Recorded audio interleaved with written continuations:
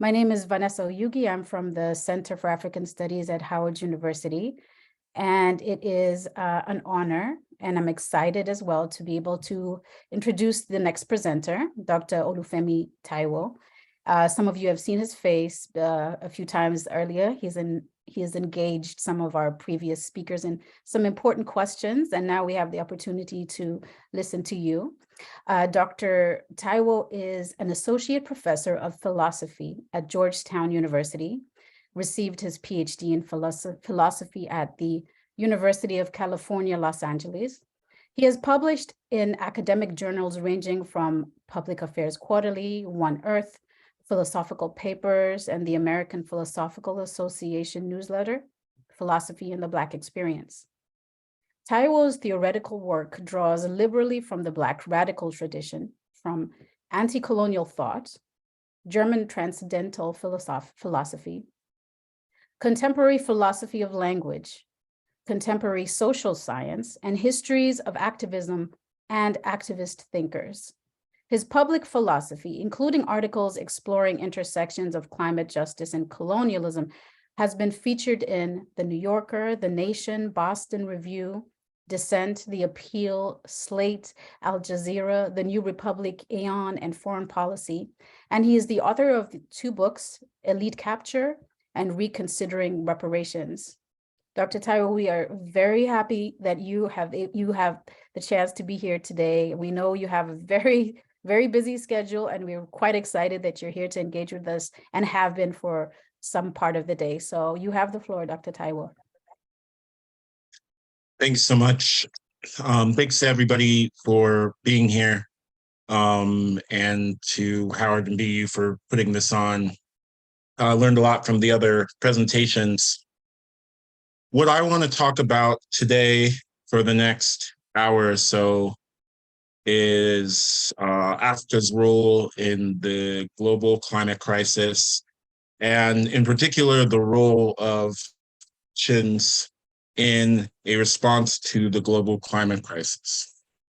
And my perspective on reparations is a bit different from others. So, hopefully by the end of this, we'll see a bit about I'll be able to talk through what options are and what the different kind of perspectives worth debating are on this issue. But the basic thing that I think is worth doing is expanding the conversation beyond missions. If that's all that we can agree on, then that's plenty, as far as I'm concerned. So on this slide, you see the familiar story. If you're familiar with the discussions of climate change attribution, I know in some of the earlier conversations that came up, people will say the refrain that the African continent, cumulatively speaking, is responsible for a small amount relatively of the carbon emissions that are driving global warming, by most estimates less than 5% or even less than 4%.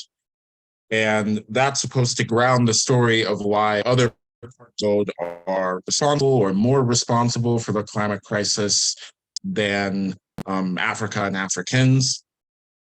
And it is so that the continent and the people who live on the continent will be hit first and worst by many of the climate impacts. And all of that is, of course, true, right? I think it's a decent starting point. But then there's this map.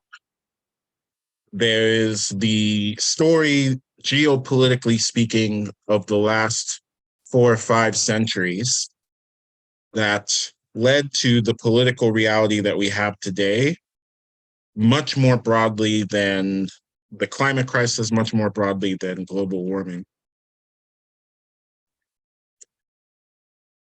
And there is, of that story, the particular, arguably central feature of wealth, whether defined at the level of the GDP or wealth of countries, or of the personal fortunes of the very richest in the world, or perhaps in an intermediate case, in the wealth and financial resources available to corporations and important institutions that operate within, but also across the borders that you see on maps like this.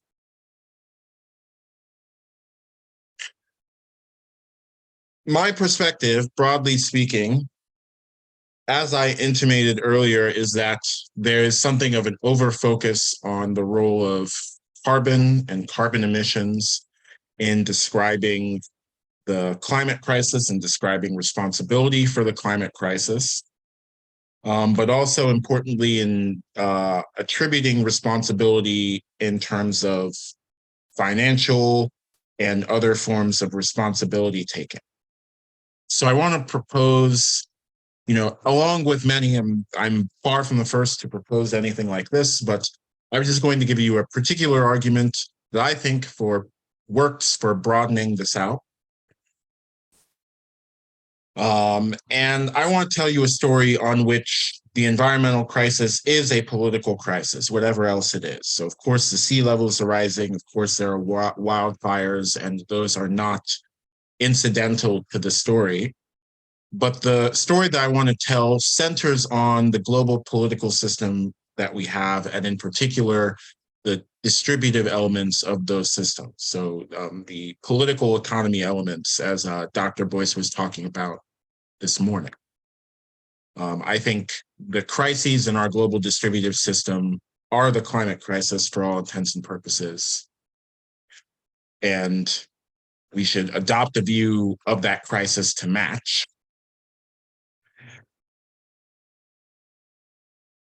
Historically speaking,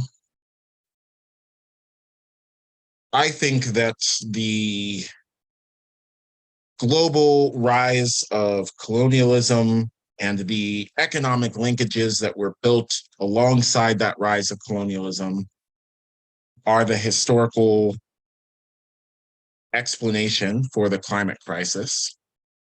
And so when I talk about reparations, not how everyone thinks about reparations, but when I talk about reparations for transatlantic slavery and colonialism, I am talking about the creation of the system that we have now. So climate crisis, or rather transatlantic slavery and colonialism, certainly involved particular atrocities, involved violence on many scales to particular people. But the result of that violence was a planetary scale social, political, and economic order. And that is something that is perhaps distinctive about the particular reparations conversation around transatlantic slavery and colonialism that may not be true of any other, or at least of every other historical era or historical set of events that people could talk about reparations in connection to. The view of reparations I've defended takes that scale seriously and takes that scale to be central. In particular, if we understand reparations as responding to the construction of an unjust world, then we can take reparations as the task of building a just one. So insofar as we're asking for people to pay up, it is not to undo the consequences of what was done centuries ago, which arguably is not possible, but it is to accomplish a future goal of reaching that just world, or at the very least, keeping the possibility of that just world alive with specific concrete construction projects. And I'll just say, I don't want to belabor this too much more, but I just want to say, I want to point out why this is a different way of thinking about reparations and other views of reparations. You could have what I've called a harm repair view of reparations, where the point of reparations is to make the recipient better off. So some group or body or country or bank or organization that is on the hook for reparations gives something to another group of people, maybe check, maybe land, maybe technology transfers, and we judge the success or failure of reparations based on whether that target group has better wealth or life chances or infrastructure. There's a second view of reparations that I call the relationship repair view, that is less concerned about the change in welfare after reparations, but is worried about change in relationship. Maybe the point of reparations, for example, reparations that involves an apology or serious spiritual reconciliation, is to provide the terms on which we can live together on peaceable terms or on terms of real moral community. This is the kind of conversation around reparations that fits the way that truth and reconciliation processes have often been pitched and described. And while I think there's a lot of merits to both of those views, I think changing the system directly, which will have the consequence of changing the welfare of the people who live in the system and the relationships of the people who live in the system. But I think we really need to look at the system itself, how wealth is produced, where it goes after it's produced, how pollution is produced, and where it goes after it's produced, and view that as the thing to operate on. And so I want to spend a little bit of time, not discussing in any detail history, but in a little bit of detail, just saying in what concrete respect I'm speaking literally when I treat the history of transatlantic slavery and colonialism as constructing a world. And hopefully that will shed some light on in what sense I'm speaking literally when I think we need to construct another world in response to that.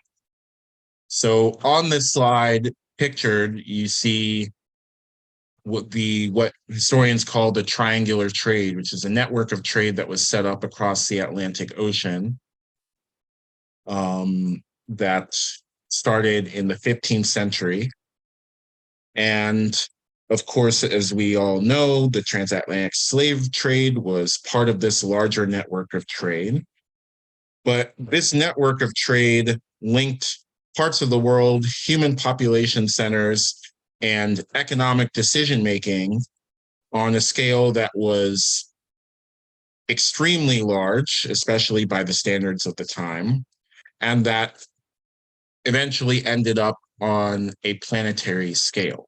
So this was an economic network trading people, trading goods, and organizing agricultural practices and political practices on as many as 4 continents.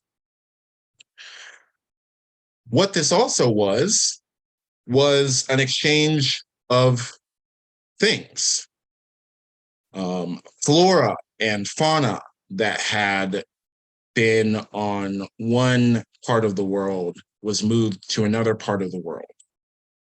Crops like the potato, which were cultivated in Central and South America, started to become cultivated in Europe.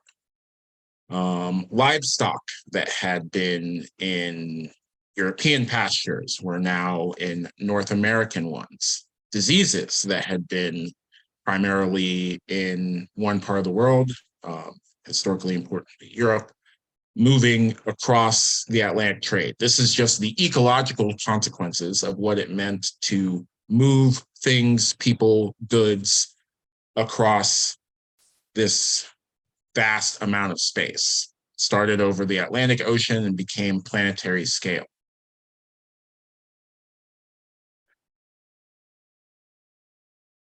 The agricultural practices, monocrop agriculture and plantations that was being practiced particularly in the US South and the Caribbean as part of these trade networks, all these things affected the carbon cycle, most importantly, perhaps the fuel that was being used to energize the economies built up over this huge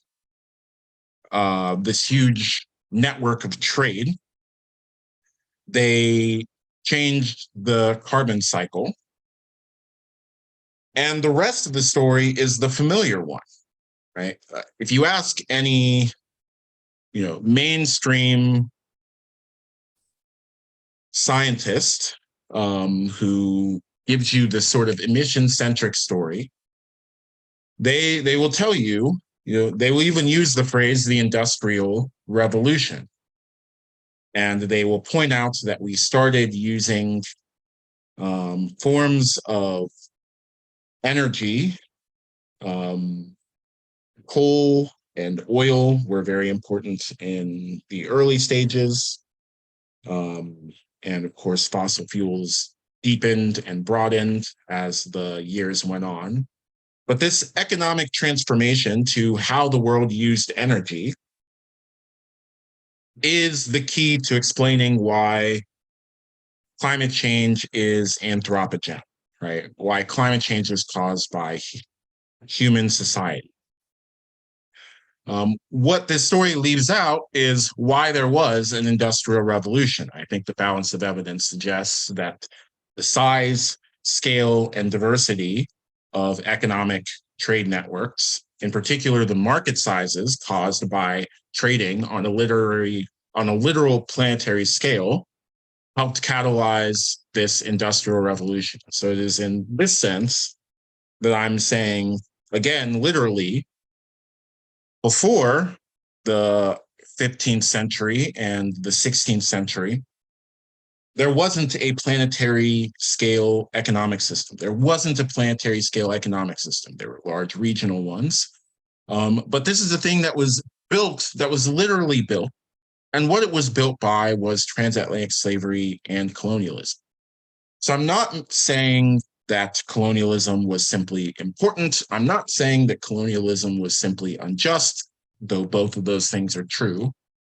I'm saying that from the standpoint of human history, from the standpoint of world history, there was a new thing that was built over the centuries from the 15th century till now. And that is the thing that caused climate crisis. And that is the thing that explains how the world's wealth, population, and pollution is distributed. So when we tell the story of climate crisis, we often focus here on this kind of narrow, carbon-centric way of thinking about the climate crisis. But what we ought to think about is this broader perspective. So I've just called this in my writing global racial empire, just for the sake of emphasizing the relationship of actual colonial conquest to the construction of this planet-sized network that we live in now. But people have often given analyses of the same system just using the word capitalism or using the phrase racial capitalism and said largely substantively same things that I'm saying. All I want to call attention to for the purposes of our conversation today is that these processes of building things in one part of the world and refining them in a second part of the world and shipping a finished project to a third part of the world and sending the wealth profit produced by all of those to maybe a fourth part of the world. The network of trade, of financial transactions, of political connections that made that possible was literally constructed by actual processes that we can track and study. And one of the things that the social scientists who have made it their business to track and study these processes have found out is that there are patterns to how this distribution system operates. The advantages that it produces, including, of course, wealth, but also including things like political power, institutional power, research universities, laboratories, those kinds of bases for human problem solving, for resilience in the face of crisis. Those are things that get produced by and within this distribution system, and they accumulate in certain places, right? It's no accident that those of us on this call are in the places that we are. Many of us are supported by research universities. Many of us are based in the global north, which is where the research dollars exist to fund the research universities. And there are geographic and other social tendencies in where advantages produced by a system end up. And, again, Dr. Boyce was talking about his work this morning with Dr. Ndikumana, tracking the tendencies of advantages like wealth to flow away from the African continent to other parts of the world where it more reliably resides and accumulates. So social advantages like wealth and particular kinds of institutional capacity tend to accumulate in the global north, and they tend to accumulate in and for communities that are higher up the racial hierarchy, or white communities. And similarly, disadvantages accumulate as well. So on the left side of the screen right now, you see a reference to a report by the General Accounting Office in 1983 that confirmed that there was a connection between the racial composition of localities and their susceptibility to have toxic waste sites located near them. And that is a robust finding that social scientists continue to find. This is a reference, of course, to the United States. This is not the only country in which this kind of phenomenon is studied. So disadvantages like poverty, but also disadvantages like pollution, like the lack of institutional capacity at the level of the state or research universities, etc. Those two accumulate, and they accumulate disproportionately in the global south. So there's a geographic dimension. They accumulate disproportionately for racially disadvantaged communities. And this holds at multiple scales. So I'll discuss these scales at length in a minute, but I just want to give an overview of what the strategy is here with the basic way of thinking about things that I'm trying to sketch here. What the world is that we're responding to, that was constructed by the history of transatlantic slavery and colonialism, and that we need to reconstruct in a reparations-based manner, is a production distribution system. That's what capitalism is, or racial capitalism, or global racial empire, pick whatever phrase you'd like. So injustice is and can be understood as a principle of distribution or an outcome of distribution. Right? There are tendencies historically in where political power and capital and security have accumulated and where their opposites have accumulated.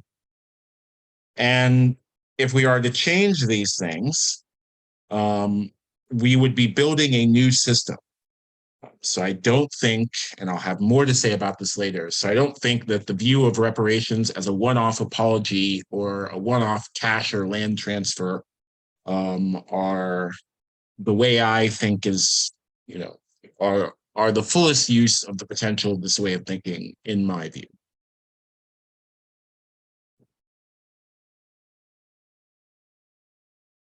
We would be constructing a new system, a new practical environment. And, just for the social scientists in the room, I think it might be worth mentioning that there is some momentum for going in this direction as a research community. So those of you who are social scientists or maybe social science adjacent, you might remember this nudge stuff that people have been talking about for the last decade or so, right? The idea that we could make these small tweaks in the, quote, choice architecture, right? That if we, highlight the options that people that we think are better for people, if we send people timely reminders to register to vote, if we put the healthy food at eye level on the shelf and the less healthy food at the bottom of the shelf, we make these small tweaks to the environment in which people make decisions, then we can, at scale, change the decisions that people make in the direction of healthier, friendlier, more just directions.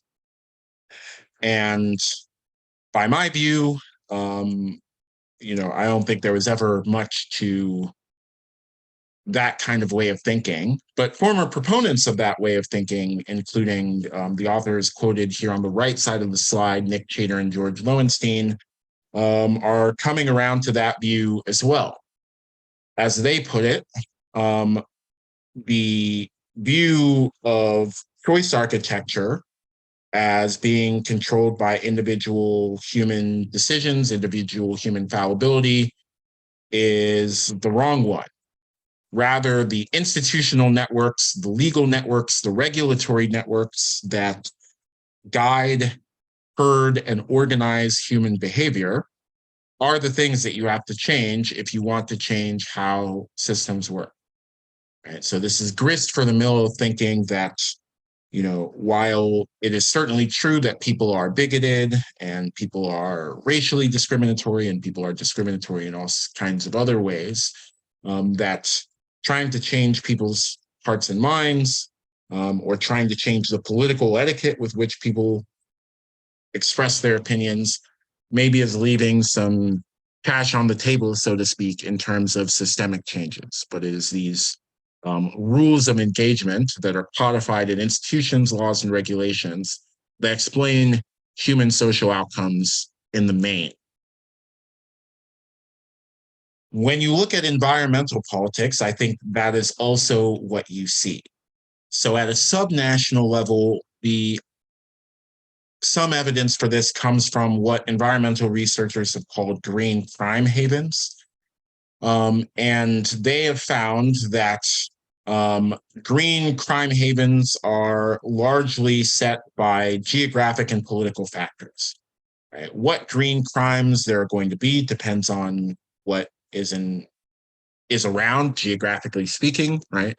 The probability of river pollution probably increases as you geographically approach rivers. So communities that live by rivers are likelier to deal with that particular kind of green crime, that kind of environmental illegal behavior by a corporation. But they also depend on aspects of our political environment, zoning decisions, and the relative affluence and racial composition of the communities that live around the social and natural resources that are possible targets of green crime. Powerful communities, wealthy communities, affluent communities are able to get regulations that protect the health of their community members, and they are able to inspire, or in some cases carry out, regulation of environmental activity around those communities in an effective way. And poorer communities, Blacker communities, Indigenous communities have often more difficulties in doing the same.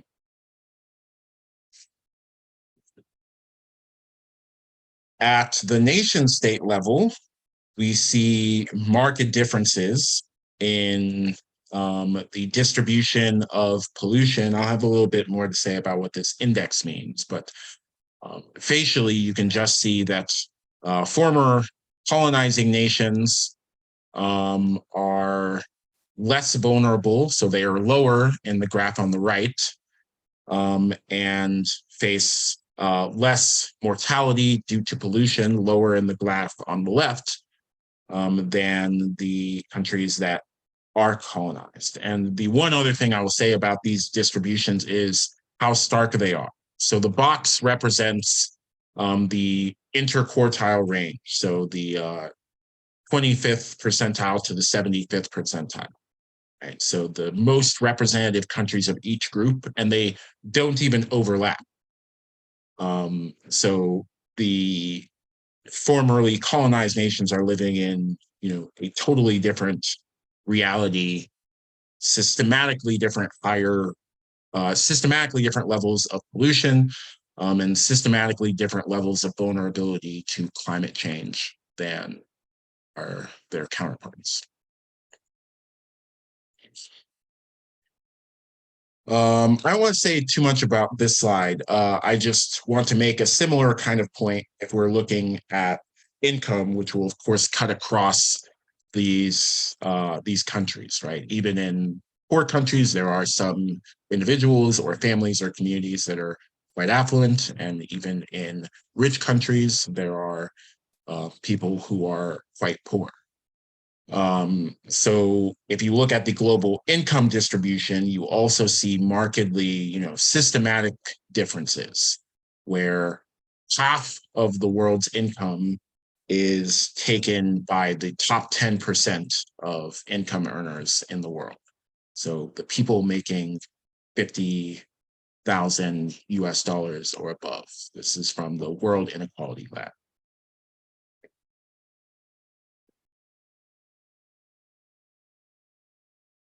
So returning to the climate change vulnerability index that I mentioned 2 slides ago, the index is a composite of 11 indicators of climate vulnerability, which are largely, I think, fair to describe as measures of collective capacity, or you could say state capacity, right? But to what extent does whatever wealth that exists in a country translate into meaningfully different life chances for the people that live in that country on a broad basis? So to what extent does a nation's wealth translate into different levels of life expectancy for its population, or different levels of maternal mortality, or dietary adequacy, food security, health in terms of access to sanitation? Those are the things that they found largely determine climate vulnerability. And those are systematically different between the formerly colonized nations and the former colonizing nations. That is a political problem, and that political problem, again, I'm suggesting, is the climate crisis. So in explaining why, I'm helping myself to the research of the Nobel-winning economist Amartya Sen, in his discussion of famines. So before this planetary scale economic system was built, what largely explained famines, researchers thought, and apparently with some justice looking at the empirical record, was production constraints, the sorts of things that explained crop failures, or inability to move or preserve food, were the things that would explain famines, right? And, famines are food shortages, or at least they are experienced by some people as food shortages. And so there's a kind of intuitive appeal to this sort of explanation of famines. But after the Industrial Revolution and the modern planetary scale system that we have now, crop failures in Ireland, for instance, could be offset by exports from Peru. We live in a system that has many different sources of agricultural inputs, many different potential sources of food. And because that system is so large and so varied, the problems with food production are no longer the things, Amartya Sen reasoned, that explain famines, right? The global food system is often able to produce food even when local food systems aren't, or particular aspects of local food systems aren't. And so It is the economic distribution system, the systems of import and export and systems at marketplaces. It is defects in those that explain when famines happen and why. One of his case studies for thinking about this phenomenon was the Great Bengal Famine of 1943. Nearly 3 million people died in this famine, and it was blamed at the time on low rainfall. But that explanation did not match the actual historical record. And what did was that the people making the decisions about what to do with food did not care whether the people of Bengal lived or died, and the people of Bengal did not have effective ways of forcing them to change how food was distributed. So British imperial control, rather than the food system in South Asia, explained the famine. In particular, the British imperial decisions about what to do about food supplies in response to the war effort. This was, of course, as you note, during the year. As you know, by checking the year, this was during the Second World War. So it's these political dimensions of the economic system rather than, the actual nuts and bolts of producing bushels of wheat or corn. It is those political dimensions that determined who was protected in times of economic hardship and who was left unprotected. So famines, Sen argues, are what happens when distribution systems fail to secure vulnerable people, when distribution systems aren't calibrated to make sure that everyone has enough food to eat. This, I'm suggesting, is the problem with climate change. Everything that we've seen about climate change vulnerability, about the systematic difference in mortality rate due to pollution, the top-heavy income distribution of the world that we have, where the top decile of humanity has more than half of the income that there is to go around. That is how our political distribution responds to nature in the present moment. And it does not bode well for how it will continue to respond to nature as climate crisis intensifies.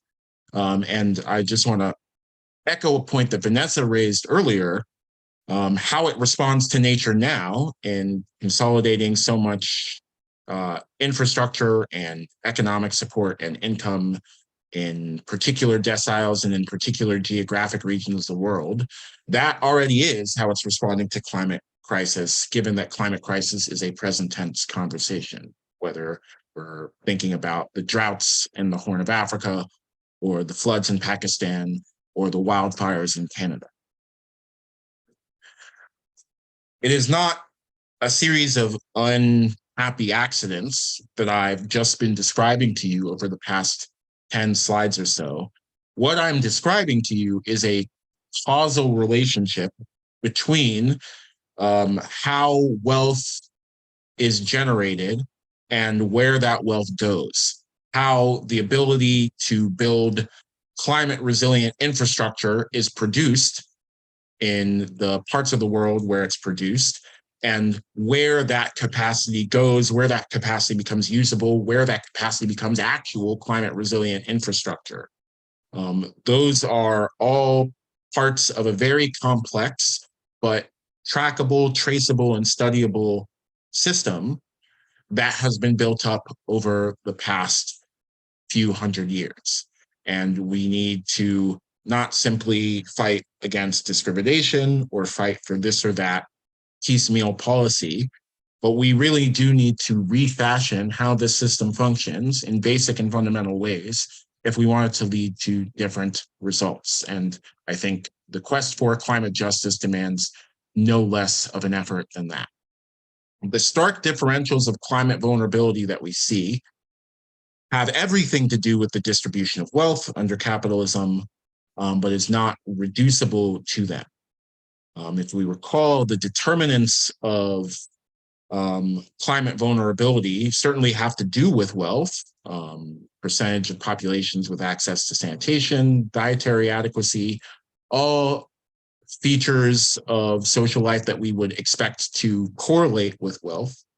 But they also have to do with distributive phenomena, right? To how strong is the tie between increased wealth and increased literacy programs? That is at least in part a political question about to what extent literacy is an objective of the people that control how public funds are used. It has to do with whether or not there are public funds to use on literacy because of the global debt that a country might face, or the sovereign debt that a country might face. All things that I'll have a bit more to say about later. But the way that social advantages and social disadvantages are distributed are derived from wealth, and they are constrained by wealth, but they are not reducible to wealth. They have to do with what it is that we are trying to do with the social resources produced by our distribution and production system. So to reiterate, the point I've been trying to make in a bit more granular detail is simply the same one. How these things are distributed are the aspects of our social system that we should be trying to change: security, how political power is distributed, resources and money. And that is not simply a set of transfers, but we would have to be changing the nature of how all of these things are produced and distributed in the first place. We'd have to be making systemic changes, which involves building a different system of distribution and production than we have now under capitalism as it currently functions. So that is the first half of what I prepared to say to you all today. I was very heady and a bit abstract. And so in the time that remains to me, I want to talk more specifically, more at the concrete action level of what kinds of things I think we should be building based on this way of thinking about the problem. So I've been critical of the overfocus on carbon and temperature because I am characterizing the problem as institutional or systemic, or I should say institutional and systemic. We have a broken distribution system that functions to protect the power and profit of those on top. Perhaps that's, somewhat definitional to capitalism, but that's the climate crisis, right? So I'm not going to say too much about this slide other than that this problem, these sets of problems are dire for the entire world. They're particularly dire for the African continent. A lot of land is under foreign ownership. Food security on the continent depends on a very small number of staple goods, staple foodstuffs, and the quest for carbon sinks and the land for biofuels that is being fueled by one version of the green transition in the rest of the world has clear land use implications for the continent, which has historically been a place where capital has fled in search of sure bets and portfolio stabilizing sorts of investments. There was a spike in large-scale land acquisitions after the 2008 financial crisis as capital went flying for a foothold in commodities. So Africa has a serious reason to think about the geopolitics of this. I'm going to talk about one sort of central set of things that we could think about redistributing in the service of building a different and better economic system that wouldn't function in the way that this one does.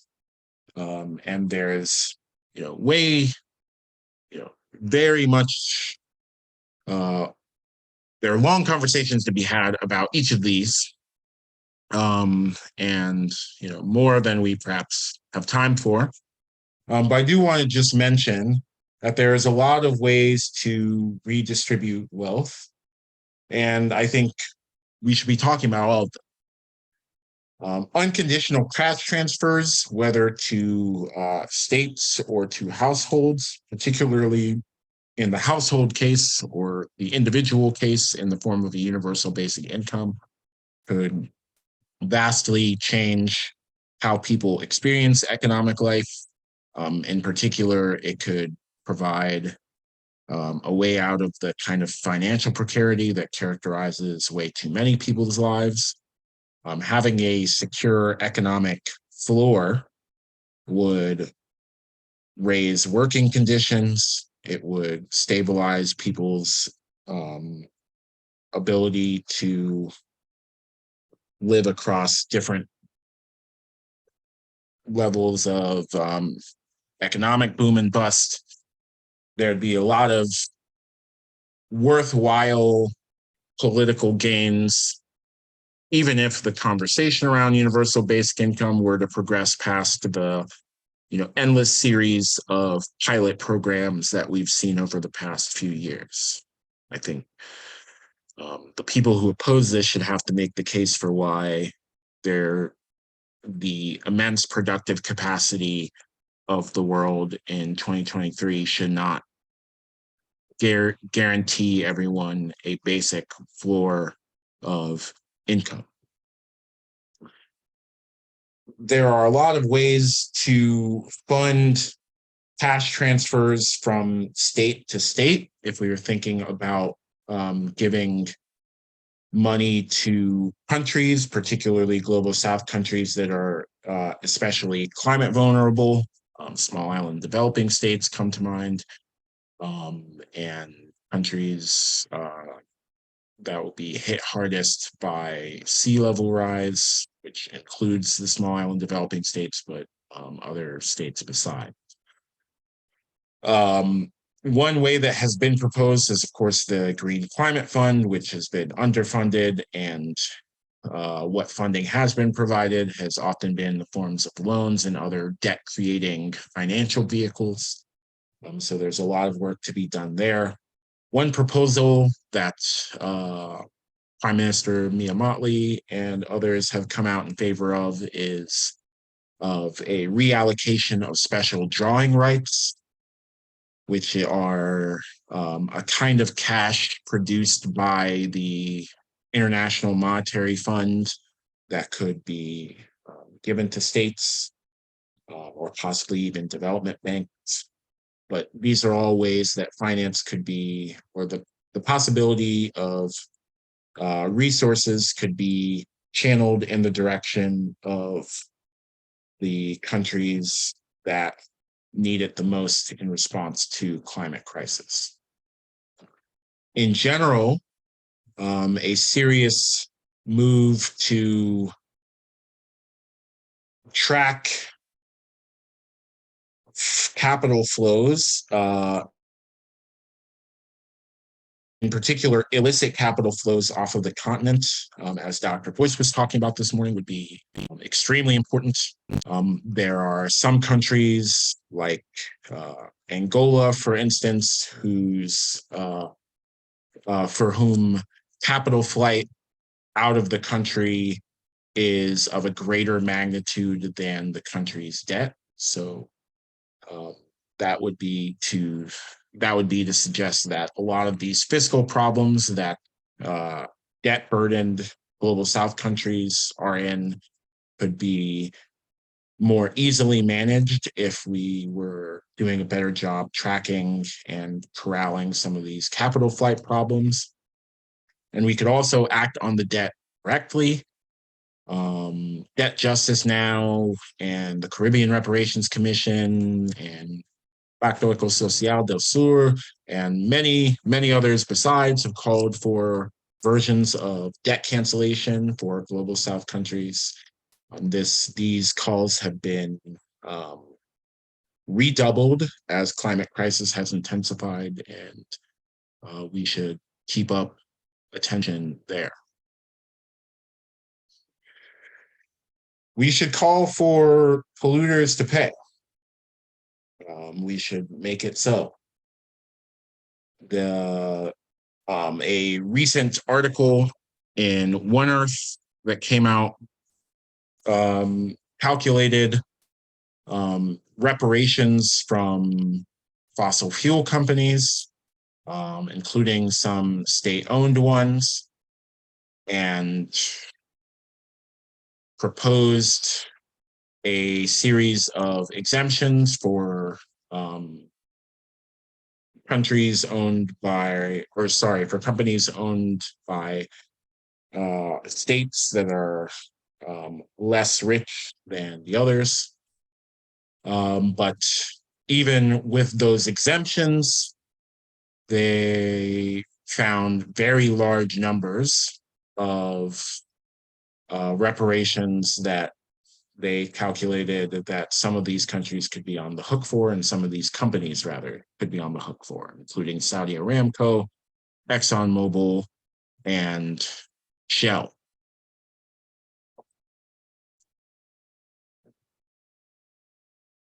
But all these are, of course, questions about how we are going to force our political distribution system to respond to the climate crisis. And to get it to respond in these ways, it's not going to be enough to simply ask, but we're going to need the kinds of political processes and the kinds of political pressure from outside of the formal political process that could actually make good on some of these demands and force the powers that be to make good on some of these demands. And so we're going to have to change what power looks like. I want to give you the whole list. I'm not going to talk about all of these, but one of the things that I talked about in the first part of the presentation was the distribution of political power. And again, this is something that I mean in literal, concrete senses. We have actual institutions that have specific, often formally recognized statutory political power over some domain of political decision-making. And those decisions to invest certain authorities, certain courts, certain countries, certain multinational institutions with political power has ramifications for the rest of the politics that we're trying to change and shift.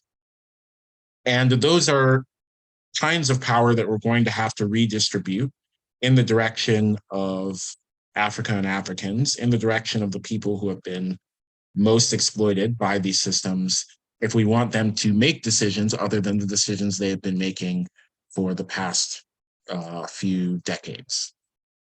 So the one that I do want to talk about at length is energy democracy, because I am particularly excited about this possibility, and I think it would have a positive knock-on effect on all the other kinds of areas of political contestation.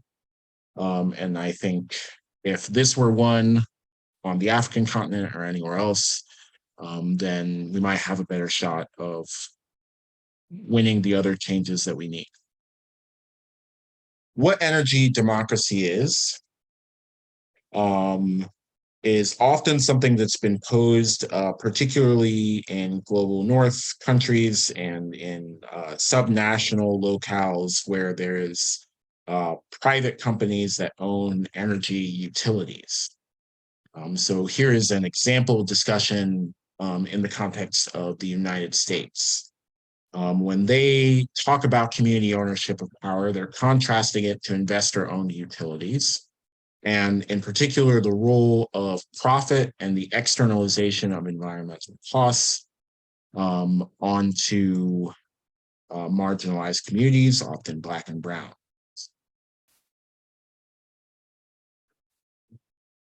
But to move beyond that to a more general way of thinking about energy democracy, I think we need to think about again, in concrete ways about how our energy systems are organized, particularly in conversation with the African continent, on which many important fossil fuel companies are state-owned.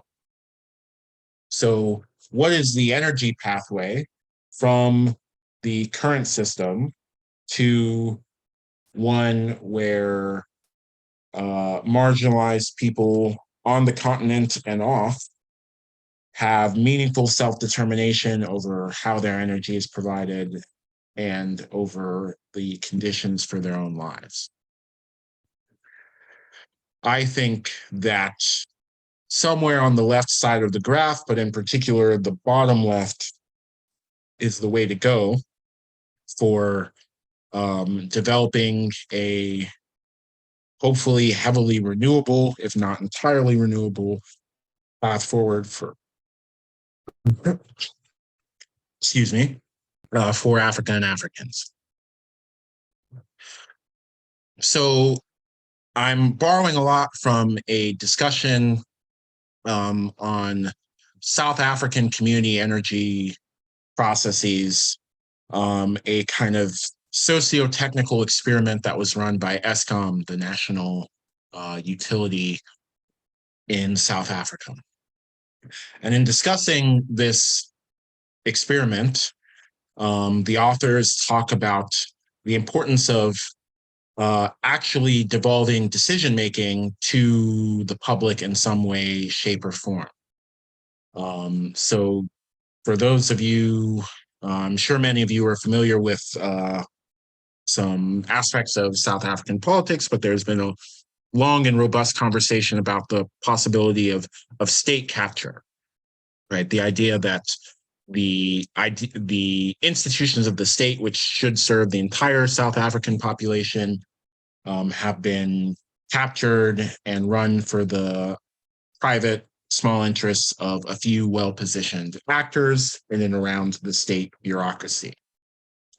So that would mean that institutions like Eskom, which are state-owned, are not necessarily thereby democratic in the sense advocated for by advocates of energy democracy. So relocating decision-making, some aspect of decision-making, to lower levels of governance, which hopefully would be more resilient against similar kinds of political capture, would be part and parcel of meaningful energy democracy, even in places that have state-owned energy systems.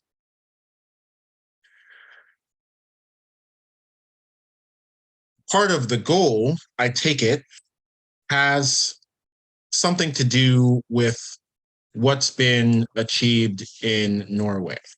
Norway has built a sovereign wealth fund that's as old as I am, with investments that constitute the Earth's biggest pool of investment capital, and fund a very robust welfare state. So the benefits of this fund are meaningfully socialized. It has a strong social security net, strong parental leave policies, strong political institutions, but many of the dollars in that wealth fund are, of course, built from the profits of the country's oil. So this is, there are some aspects of this that are worth replicating, but a serious grappling with the climate crisis can't replicate all the aspects of a Norwegian sovereign wealth fund.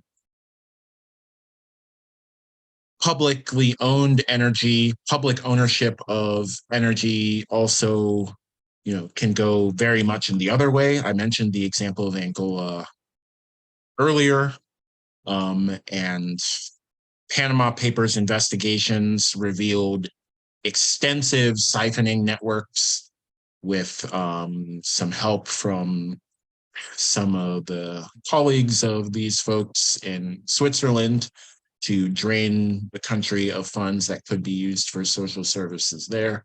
So even the attempt to run something like the Norway model could go horribly awry in terms of corruption. So simply having state ownership is not sufficient for meaningful public ownership or meaningful energy democracy.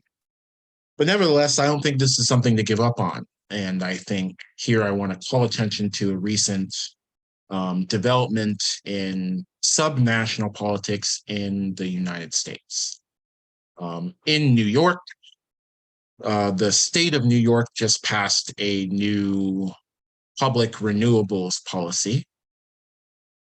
It's called the Build Public Renewables Act, which was built into the state budget just a month ago.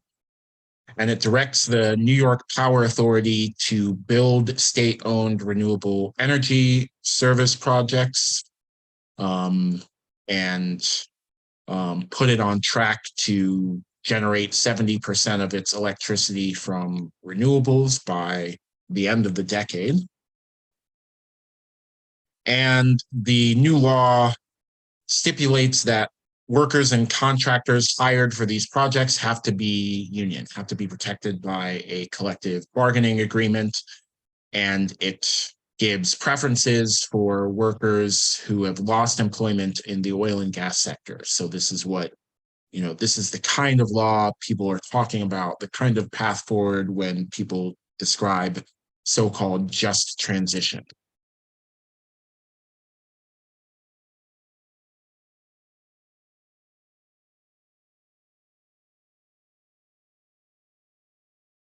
So building renewables, putting energy in the control of the state, these are aspects of what a better system would do. But they are just aspects, right? You would need to figure out transit systems and expand mass transit. You would need to provide different kinds of data sharing networks and allow different scales of energy. So communities could have a zone of democratic control, but could still be hooked up to a centralized grid and realize the gains from scale of building energy at a centralized scale, maybe a national or even a regional level scale. There are lots of very difficult conversations and very long conversations about how each of these steps should be designed, how each of them should be administered, what kinds of practices would govern all of them. And all of that work, the socio-technical experimentation that was being done in South Africa in this case, and that's being done in other parts of the world, other parts of the African continent. Those are the things that we have to do to figure out in a concrete sense how to rebuild the world, how to rebuild our energy systems, our economic systems, and our political systems in a way that doesn't siphon all of the wealth and knowledge and technical resilience to the already haves of our planet. I just want to mention one even wider scoping version of the same point before I wrap up. But the kinds of decisions I'm suggesting we make in a democratic way about energy are things that we can make about everything. And that idea is not simply an idea, but there are practices ongoing to try to make more direct, less representative democratic decision-making a reality. Some of these have been piloted by the Brazilian Workers' Party in Porto Alegre, and it's called participatory budgeting. It's being run on small scales in much of the world, on a large scale in the Indian state of Kerala. And it is another part of the socio-technical experimentation that we could be doing to figure out different ways of making climate decisions. And this too, redirecting political power from the elites who have it now to institutions like this is part of what reparations could and I think should look like and would need to look like to accomplish racial justice, colonial justice, climate justice. We need to change our actual literal physical ecology. We need to restore the forests and the soils and the waters and the air. But to do that, we have to change the system that is poisoning all of those things. And that system is thoroughly a political and economic system. The present political situation represents an accumulated balance of power between the wealthy and the ruling class and the rest of us. And we need to redistribute more than wealth, but also decision-making power and the benefits and burdens of economic transition, of decarbonization, to contend with that kind of political system. That production distribution system just is what the world is. And so challenging it is a construction project to build a new system. So with that, I thank you for your time and look forward to your questions.